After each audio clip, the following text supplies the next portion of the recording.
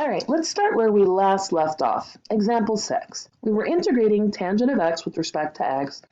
We recognized that tangent was actually sine of x over cosine x, and that thus cosine of x was our function inside our other function.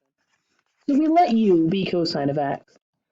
Then we find that the derivative of u with respect to x is the derivative of cosine x with respect to x, and that is negative sine x.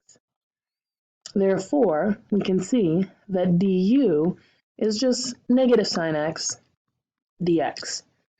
Now, this is helpful for us simply because we see here our sine x dx in our other expression. So mathematically, we know that negative du is equal to that sine x dx.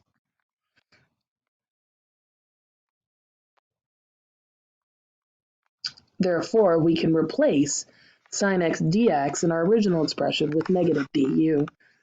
Okay, so our expression, interval tangent x dx, which is equal to sine x over cosine x with respect to x,